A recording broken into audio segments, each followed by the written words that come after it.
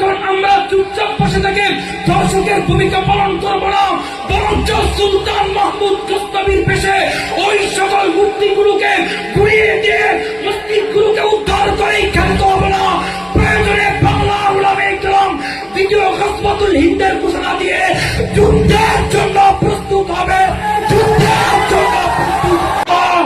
সুম্মা ইনশাআল্লাহ সেদিন খুব বেশি দূরে নয়, যেদিন চাইনার পিজিংয়ে ইসলামের পতাকা উড়বে, রাশিয়ার বার্মিংহামে কালেমার পতাকা উড়বে, যেই দিল্লি ইতিপূর্বে মুসলমান 800 বছর শাসন করেছে, সেই দিল্লির লাল কেল্লা মুসলমান আবার শাসন করবে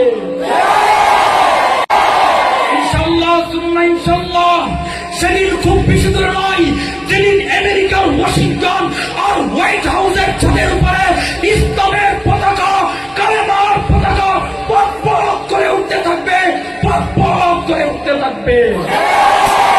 সেই চূড়ান্ত বিজয়কে সুনিশ্চিত করবার জন্য যদি এক সমুদ্র রক্তের প্রয়োজন হয়, রক্তের বন্যা বইয়ে দেব।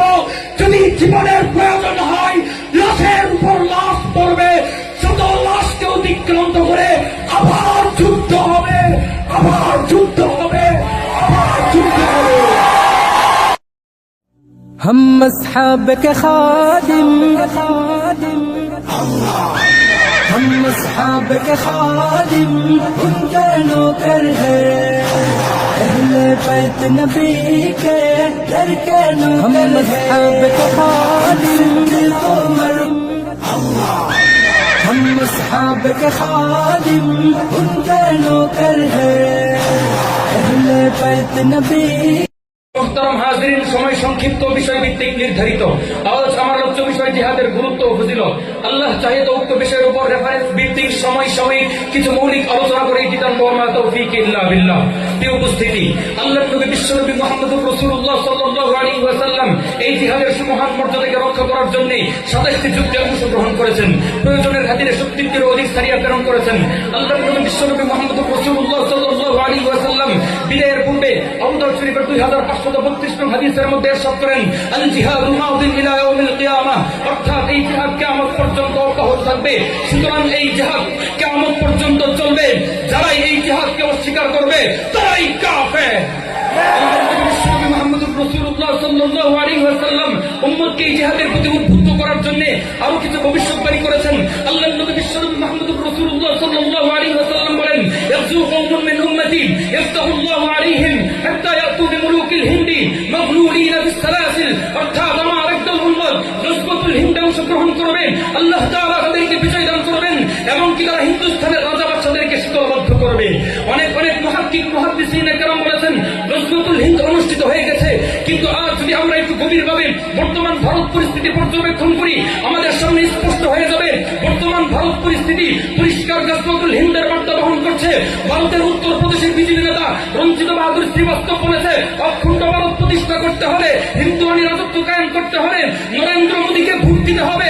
আজ সেই বিশ্ব সন্ত্রাসী কোষাই নরেন্দ্র মোদী ভারতের রাজ ক্ষমতায় বসে আছে। বিশ্ব সন্ত্রাসী সংগঠন ইসকনের মুখপাত্র যোগী আদিত্যনাথ মালাওয়ান বলেছে, ভারতের যেখানে কোন মুসলিম নারীকে পাওয়া যাবে সেখানে দর্শনযজ্ঞ চালানো হবে, প্রয়োজনে তাদেরকে গুরুস্থান থেকে দূরে হলেও বলাৎকার করতে হবে। ওই মালাওয়ানের বাচ্চা আরো বলেছে, যদি কখনো অনুমতি পাই দেশের প্রত্যেকটি মসজিদে মসজিদে গৌরব গণেশের মূর্তি স্থাপন করব। আমরাও বলতে চাই, তখন আমরা চুপচাপ বসে থেকে দর্শকের ভূমিকা পালন করব না, বরঞ্চ সুলতান মাহমুদ গজনবীর পেশে ওই সকল মূর্তিগুলোকে ঘুরিয়ে দিয়ে মসজিদগুলোকে উদ্ধার করেই খেলতে হবে না।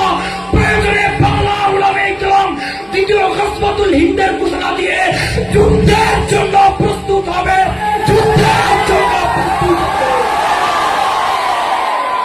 আল্লাহর নবী বিশ্বনবী মুহাম্মদুর রাসূলুল্লাহ সাল্লাল্লাহু আলাইহি ওয়াসাল্লাম, আল্লাহর নবী বিশ্বনবী মুহাম্মদুর রাসূলুল্লাহ সাল্লাল্লাহু আলাইহি ওয়াসাল্লাম মুআইমিন ইবনে মুহাম্মদের 532 নং হাদিসের মধ্যে ইরশাদ করেন, লা ইয়াবকা আলা যাহরিল আরদি বাইতু মাদারিন ওয়ালা ওয়াবারিন ইল্লা আদখালাহু আল্লাহু কালিমাতাল ইসলাম, অর্থাৎ ভূপৃষ্ঠের উপর এমন কোন ঘর বাড়ি বাকি থাকবে না যেখানে ইসলামের কালিমা দাখিল হবে না। ইনশাআল্লাহ সুম্মা ইনশাআল্লাহ মশরিক থেকে শুরু করে মাগরিব পর্যন্ত, উত্তর মেরু থেকে শুরু করে দক্ষিণ মেরু পর্যন্ত সারা পৃথিবীতে ইসলামের পতাকা উড়বে। ইনশাআল্লাহ চাইনার পিজিংয়ে ইসলামের পতাকা উড়বে, রাশিয়ার বার্মিংহামে কালেমার পতাকা উড়বে। যেই দিল্লি ইতিপূর্বে মুসলমান 8 বছর শাসন করেছে, সেই দিল্লির লাল কেল্লা মুসলমান আবার শাসন করবে ইনশাআল্লাহ সুম্মা ইনশাআল্লাহ। সেদিন খুব বেশি দূরে নয়, যেদিন আমেরিকার ওয়াশিংটন আর হোয়াইট হাউসের ছাদের উপরে ইসলামের পতাকা, কালেমার পতাকা পক পক করে উঠতে থাকবে, পক পক করে উঠতে থাকবে ইনশাআল্লাহ। বিজয় আমাদেরই হবে। সেই চূড়ান্ত বিজয়কে সুনিশ্চিত করবার জন্য যদি এক সমুদ্র রক্তের প্রয়োজন হয়, রক্তের বন্যা বইয়ে দেব। যদি জীবনের প্রয়োজন হয়, লাশের উপর লাশ পড়বে, শত লাশকে অতিক্রান্ত করে আবার যুদ্ধ হবে, আবার যুদ্ধ হবে, আবার যুদ্ধ হবে। জিন্দাবাদ আল হালাল ছাত্র কাফেলা, জিন্দাবাদ বাংলাদেশ মুজাহিদিন ইসলাম, জিন্দাবাদ।